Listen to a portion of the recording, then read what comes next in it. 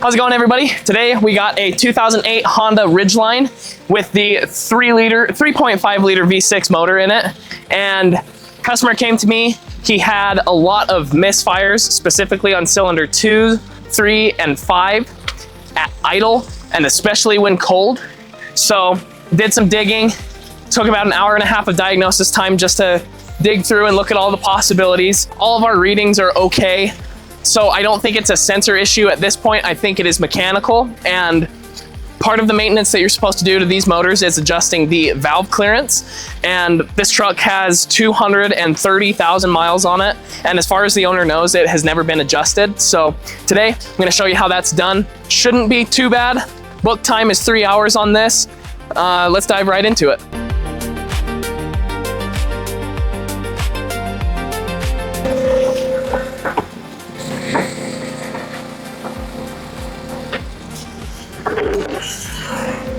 So we're gonna take that cover off.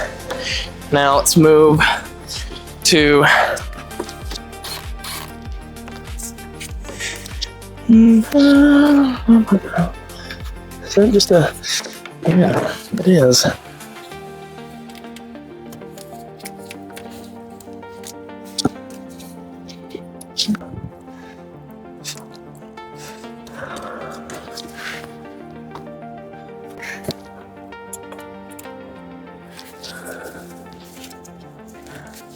So there's a little hose underneath it that needs to come off first. This is the EGR, it looks like. Oh no, it's a valve cover, a crankcase vent thingamabob. And that is a coolant line. So this line that goes to the bottom here, like I said, does have coolant in it. We lost hardly anything. I'm just gonna take some pliers, some pinch pliers, and pinch that shut. Now come back here and disconnect this from the intake.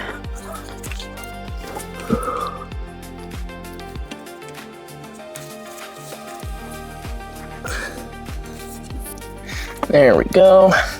Slowly work it out. I'll work it out, work it out. Come on. Sweet. Leave that out of the way for a minute. Pull this guy off.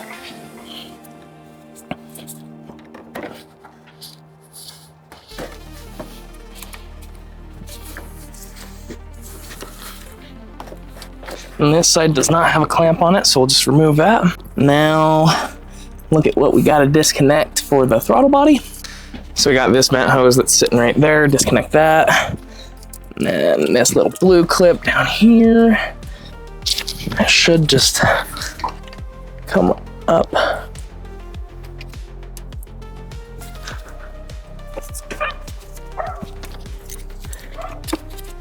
I think I'm being silly. Oh, come on. Holy shit. Okay, fuck it. Just take the bolt out. Don't care that much.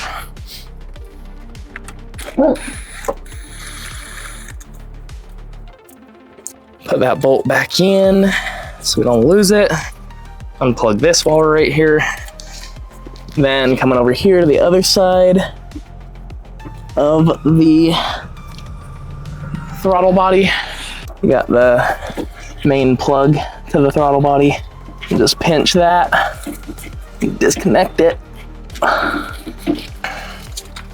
Rightio. 12 mil. Pop this off. 4 bolts.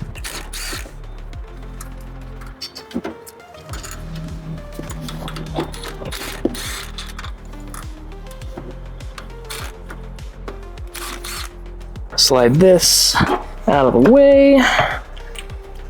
Since there is that coolant line on it, I don't really want to fully remove it, just so I don't lose a bunch of coolant. So I'm just gonna leave it sitting like that. Put these bolts back in the intake manifold here.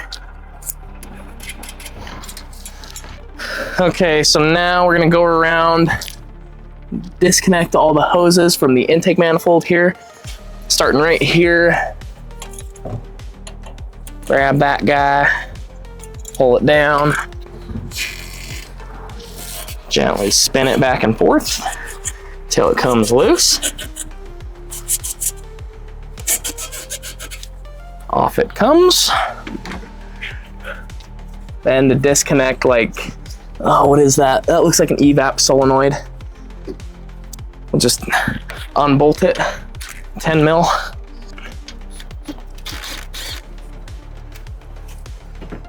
Just kind of, oh, it's got 2 bolts. It's got one on the underside as well. So that's all good. Pull that out. Put those bolts back in there so we don't lose them.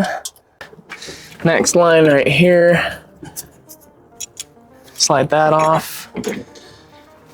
Twist it to break it.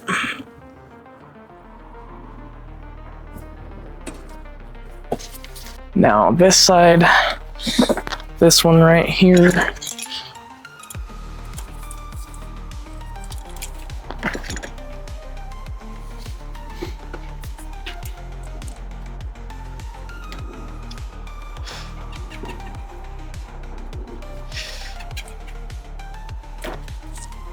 Bam. I think that's it for hoses. This little guy right here will unplug. Not sure what that is. Cool. Okay, now we'll take off this center plate and I'm gonna wipe that off first since it's so dusty.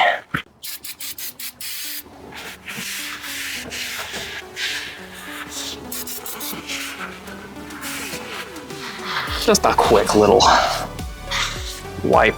Take the gun.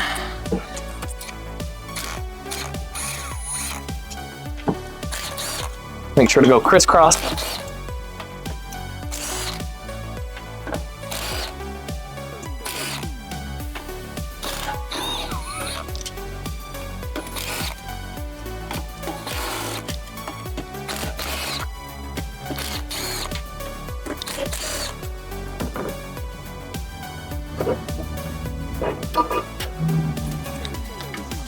So from here we got 1, 2, 3, 4, 5, 6, 7, 8, 9, 10, 11 bolts. And then the whole thing should come off. Get these 10 mils off first. Actually, that may not be fully necessary, but we will see. 12 mil for everything else. Crisscross again.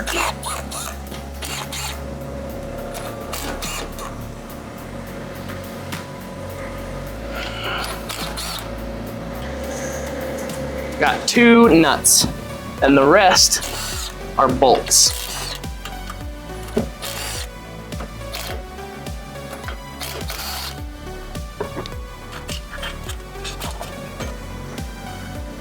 Oh, missed one.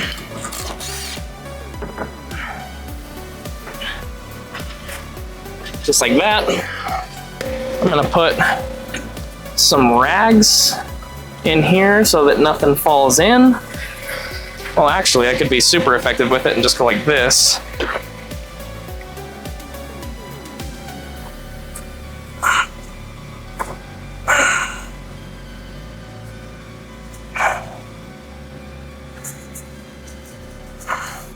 Sweet. Okay. And now for the fun part, to get the valve covers off. We'll start on the front cylinders, which I believe, if I remember correctly, are 4, 5, 6. Because Honda's weird and they go 1, 2, 3, 4, 5, 6. First, we'll unplug the ignition coils. I should also mention that the customer replaced the ignition coils to try and get rid of the misfire, and it didn't go away. So normally that would be like my first thought, that or spark plugs. But in this case, it's already been crossed off. And if you switch the coil packs around, it does not follow the coils. Just trying to get this harness thing out. Come on, there you go. Okay, rock on, and then there's 2 plugs down here that will disconnect so that we can pull the harness all the way out of the way and have the best clearance possible.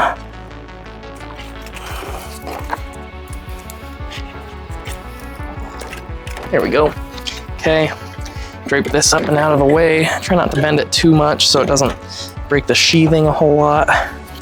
Now we need some Allens to get the coils out. 6mm Allen.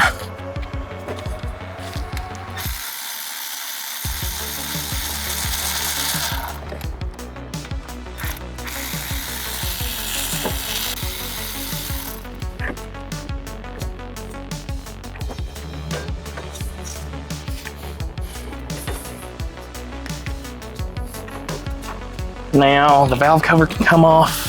10 mil. Yeah.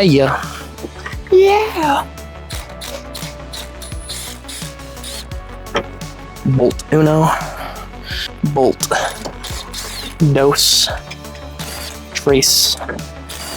Cuatro. Cinco. Is there anything else holding it? Don't think so. Unless these 2 right here are as well. Might be. Set that aside. Probably want to take the dipstick out too. I'll leave that right there for right now. I'm gonna get a mallet. Now this takes a calculated hand.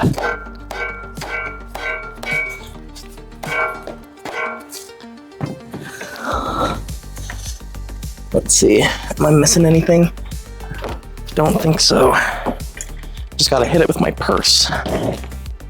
What we'll do is pick a corner and just softly tap to get in it.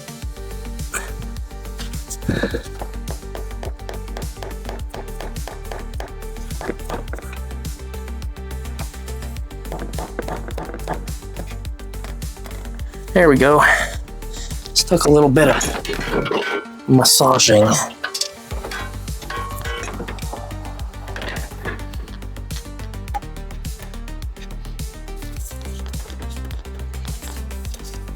All right, there we go.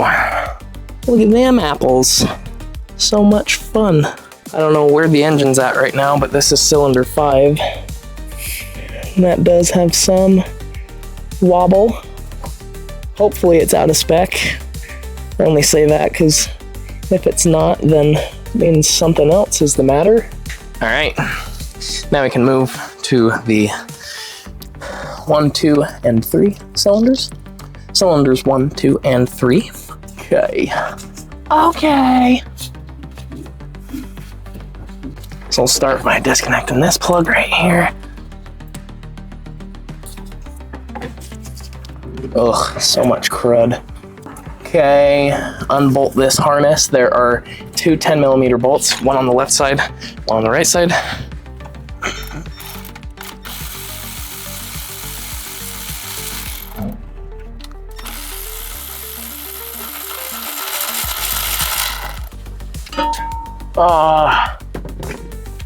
That fell into oblivion. That's okay.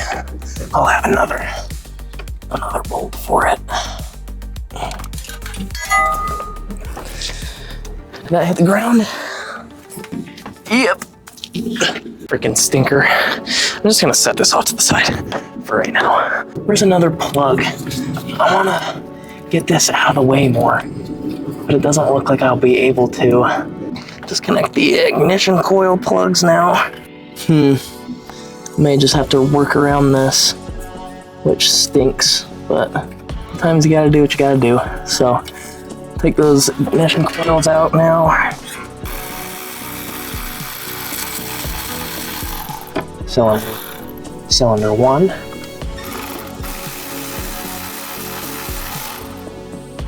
Cylinder 2.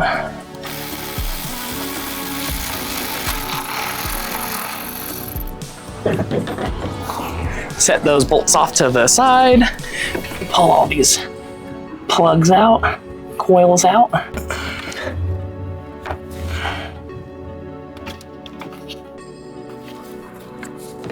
And a couple 10 mils in there.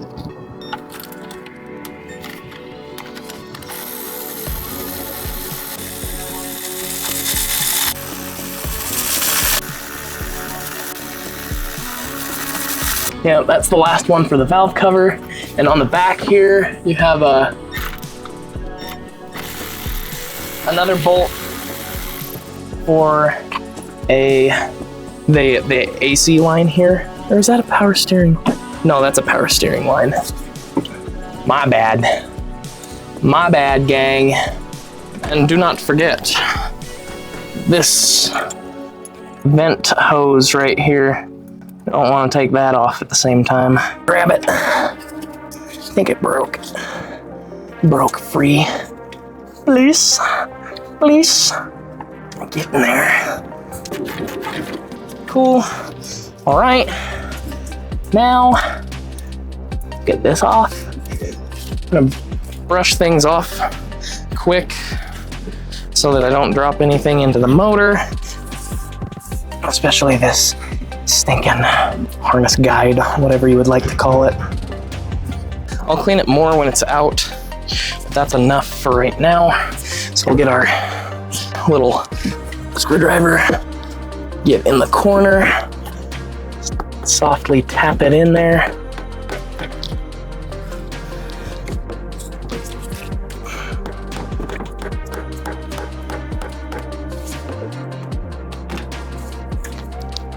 And pop that bitty up. That one was easier than the front, which is surprising, but maybe it's because I used more force out of the get-go. Because the front, I was tweaking, making sure that I wasn't gonna break anything. Use a little bit of violence with it. The back is not coming off. I'm just gonna work my way around it with the screwdriver. It'll be slow, but it'll be sure. This stinking gasket is stuck on there. There we go, I think I got it off.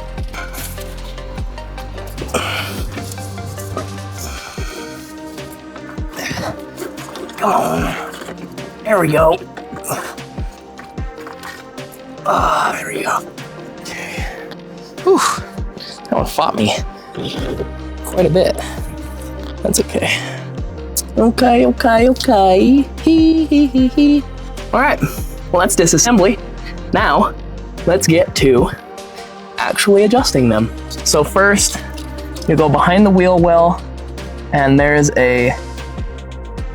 that little hole that is designed for you to put your ratchet and a 19 mil socket on there, and that goes straight to the crank bolt so that you can spin the motor over. It is easier if you remove the wheel, but I can do this just fine. So this is how we'll spin the motor over to line our marks up. And next, there is a rubber plug right here on the timing chain cover. This plug right here, just pull it out, and now we'll get to look in here to line the marks up. And hopefully I can get you a good shot of that. It's gonna be challenging for me to see it even. So we're gonna start on cylinder 1, and I will get this spun over until it's on cylinder 1, and then I'll report back. All right, so it's gonna be really hard to see, but my mark is lined up there for cylinder 1. Let's see if you can see it better. Let's see. This is a really, really crappy angle. So hopefully with some editing, I can make this clearer. Yeah, hopefully with editing, I can make this clearer, but that's top dead center for cylinder 1. And since it's so hard for me to show that timing mark with the camera and the lighting and the space that I have, that's the only one that I'm gonna attempt to show because it just takes too much time for me to try and do that.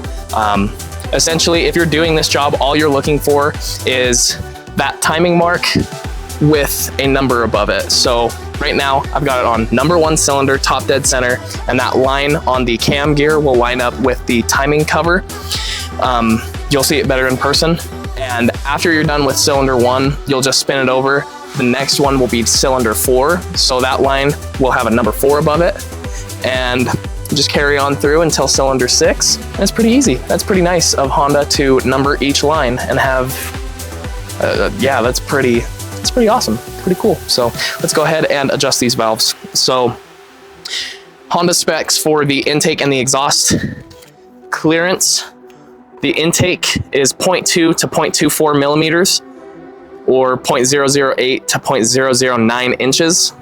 And then the exhaust clearance is 0.28 to 0.32 millimeters and or 0.011 to 0.013 inches. So let's start on cylinder 1. And also what I'm gonna do to save myself time, both with editing and filming, and to give you the best view possible, I'm only going to film the cylinders that are really easy to see, the frontmost cylinders, cylinders 4, 5, and 6. So I'm gonna go ahead, do cylinder 1, the next one is cylinder 4, so I will be back. All right, so cylinder 1 is adjusted now. Cylinder 4 is at top dead center. All right, so cylinder 4 is gonna be this front cylinder farthest forward, right there. I'm gonna start with the intake. Remember our clearance is 0.2 to 0.24 millimeters. I'm setting them as tight as they'll go, well, tight side of spec. You'll wanna get one of these wrenches. It makes it a lot easier. You can use a straight wrench, but this does make it easier. It's gonna be a 10 mil. So I'm gonna go ahead and measure my before because I wanna keep track of where they were at, right? I wanna be able to tell the customer how far off they were. So that one, 0.2 goes in just fine.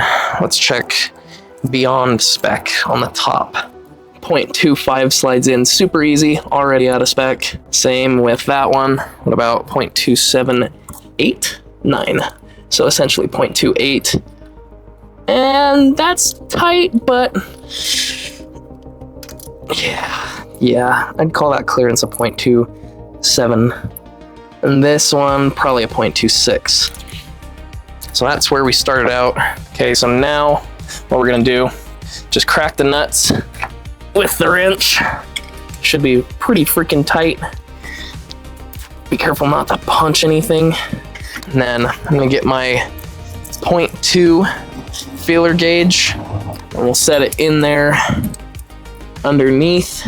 Get our screwdriver here, tighten it until it stops, and then slowly back it out until you get about that amount of slide right there. You want it to be relatively easy to move, and another way to check it is now that it's under there, take your arm and try to move it up and down. I do have a little bit too much clearance there. If it moves with that feeler gauge in, you know it's got too much clearance. So there, I can't feel any up and down movement. My feeler gauge still moves pretty decent. So what I'm gonna do is leave the feeler gauge there, get my wrench on it, hold the screw with my flathead, and then tighten it. Tighten the crap out of that nut. Then we're gonna double check and make sure that we're still right where we're at, which we are. So solid. Now we move to this one. Same thing. So same thing. Just tighten it little by little until we're getting resistance there. Feel it up and down. Not getting a lot of movement. So leave your feeler gauge in there. Get your guy on the nut. Get your screwdriver in there to hold it. And tighten the crap out of that thing. Still feels good. So we're solid. Now intake valves are set. We will write that down. Move on to the exhaust now. Let's see if you can get a better angle on that. On cylinder 1, the clearance was actually outside of spec in the tight direction. It's kind of grabbing 0.2. Remember, our bottom end of spec is 0.28. We'll see if it's at the bottom end right here. 0.28 is pretty tight.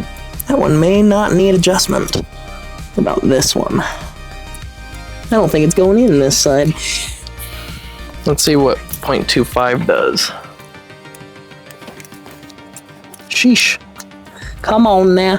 Come on now, boy. Super freaking tight at 0.25. We're gonna call it, or no, 0.22. So we're gonna call that one 0.22. And this other one, let's see. Let's try 0.3. If it's at 0.3, I'll leave it alone. I'm gonna set all of the exhaust valves to 0.3. And all of the intake valves get 0.2. So yeah, it's not at 0.3. I'm gonna go ahead and adjust it Because I'm here, so why not? We'll mark that as like a 0.28. Which, again, still in spec.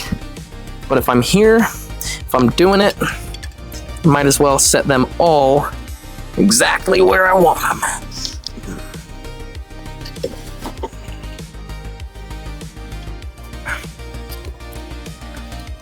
Tighten it till it gets tight on there. Feel for play. If you're all good there, we set this thing in there. And we tighten that bad boy up. Still good slide under there, so we're solid. Crack this loose on this side. And you can leave them on the chain. May as well.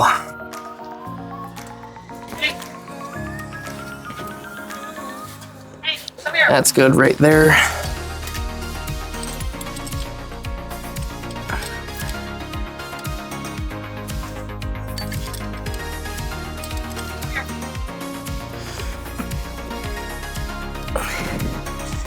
And bing bong. Excellent. Okay, so pretty straightforward. Really not that hard. I really like how Honda made this engine to be easily adjusted like that. Well, these valves to be easily adjusted like that.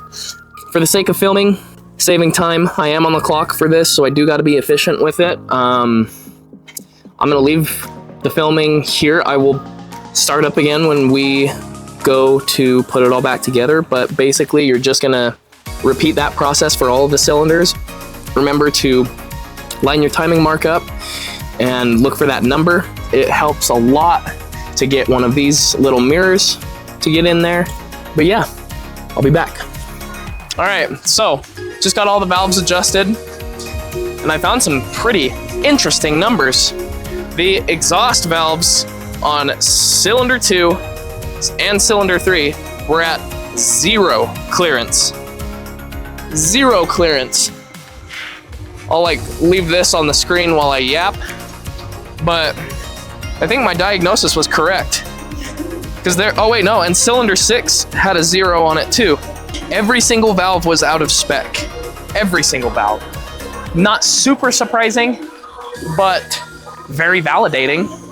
Now let's slap it back together. I'm just gonna do a simple time lapse. I'm sure you can hear the music in the background. I don't wanna get copyright stricken. Plus, going back together, same process as coming apart. Yeah, let's go.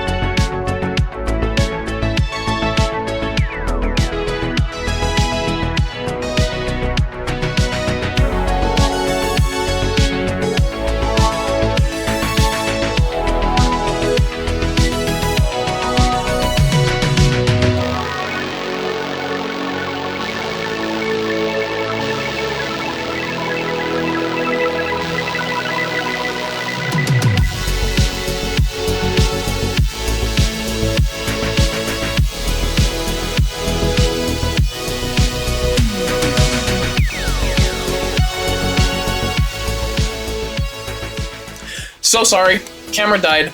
I had my light plugged in because it's dark as shit, because I mean, it's only 6:30. 6:30, and it looks like I'm working at midnight. Whatever.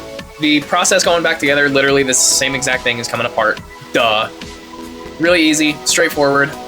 Job was not that hard.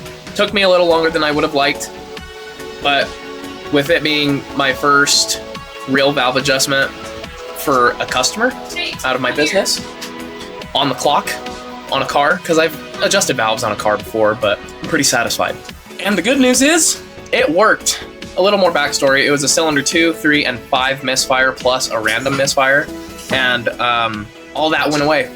And the map sensor before was reading at like 36 kPa at 1000 RPM, and now it's reading like 28 kPa at 1000 RPM, which was like a cold idle, right? Not me sitting there with my foot on the throttle. But that's excellent. That's awesome. It runs like a dream. It starts right up. 0 hiccups, 0 ticks, 0 leaks. Hell yeah. Successful day. Great day.